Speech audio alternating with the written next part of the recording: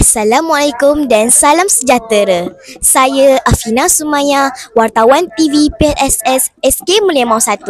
Pada hari ini, sekolah kami telah mengadakan majlis khatam Al-Quran dan penutupan Iyah Ramadan 2025. Mari kita saksikan majlis kita pada hari ini.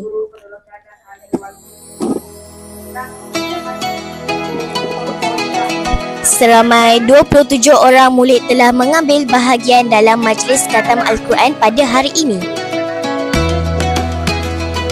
Majlis ini turut disertai oleh YDP PIBG Puan Nurul Ashikin dan Barisan Pentadbir SK Mulia Mau 1.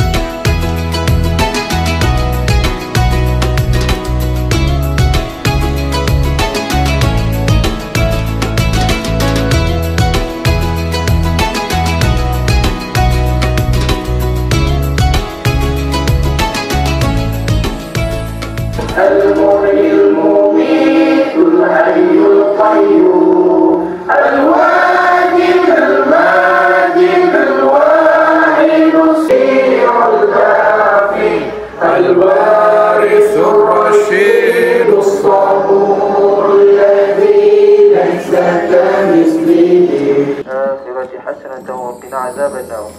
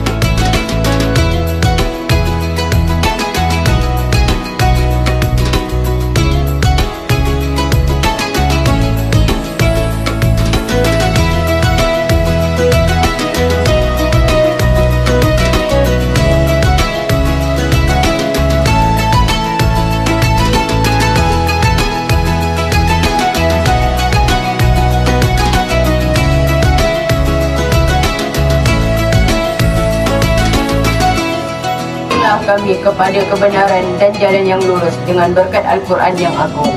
Allahumma rahmatna bil Quran.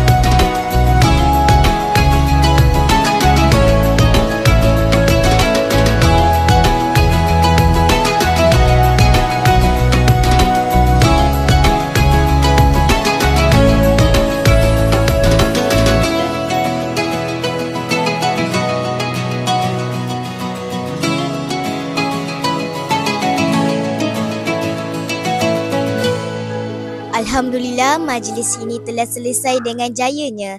Semoga kita semua mendapat manfaat dan keberkatan daripada majlis ilmu ini. Sekian, jumpa lagi di lain episod.